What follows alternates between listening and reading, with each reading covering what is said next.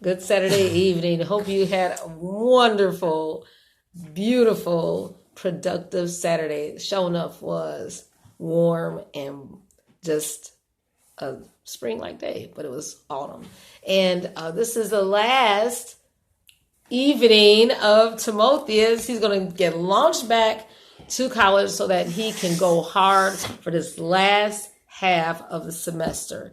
And I'm going to ask you, what changes are you going to implement? I know the Lord has been speaking to you. And also we're in 1Chron.17. So I'm going to let you start. Go ahead, son.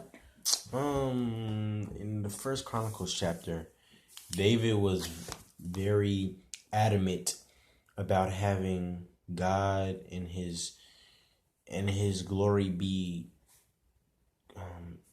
or God being exalted. And even though God had chosen David's son to build like a temple or something? Mm-hmm. The place had built the temple. Ark.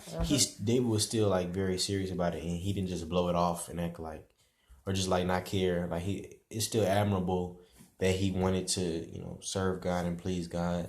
Even though there was too much bloodshed that David had done, like it was still honorable what he did. But how does that translate to your life, going back to campus, having honorable goals and doing things to exalt the Lord and not yourself? I mean, staying focused. Well, I haven't gone to church not once while I was up there, so I guess seeing reflection of how like difficult college can be, and seeing how I need to find like my balance again of a balance of serving God and also like finding time for schoolwork and stuff like that. Mm-hmm. Right, and He will teach you how to prioritize as you put Him first. That's the greatest math. Seek ye first. And you don't have to sing that again.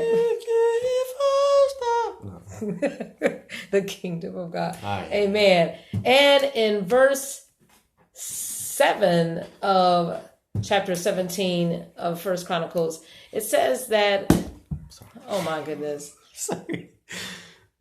That the Lord did great things. He cut off all thine enemies from before thee. And the Lord will eliminate those blockages and those obstacles as you keep Him as a priority. Timotheus, He will teach you how to study, every strategy. And that brings me to Proverbs, since today is October 19th. Proverbs 19, there is a scripture that talks about how the counsel of the Lord is most important. You got case managers and counselors.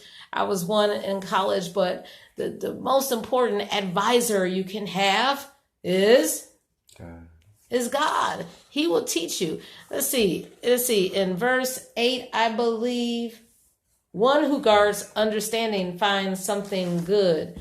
And another verse talks about, verse 21, the counsel of the Lord shall stand.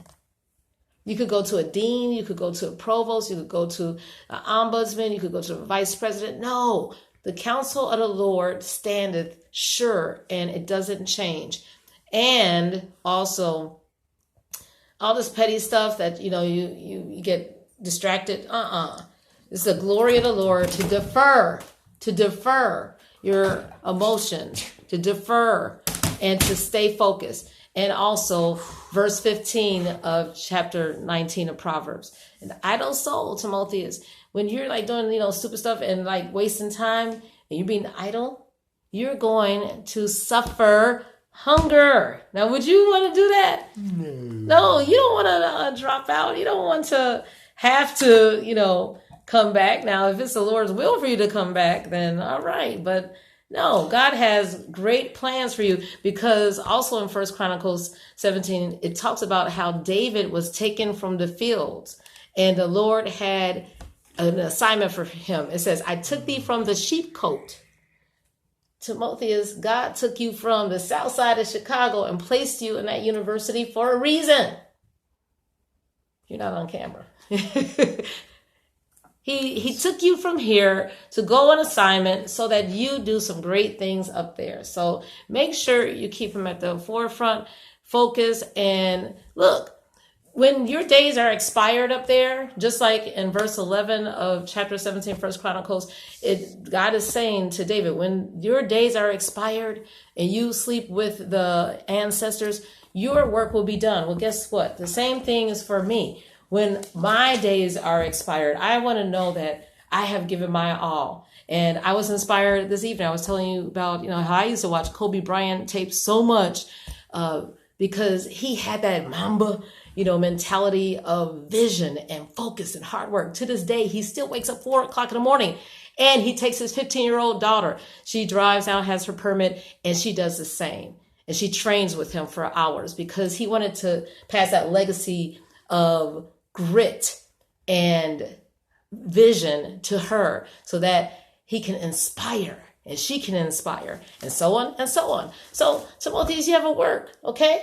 I hope you do your best, and we have a work too. Okay, have a good evening in the Lord, get rest, and know that God will be glorified with every action.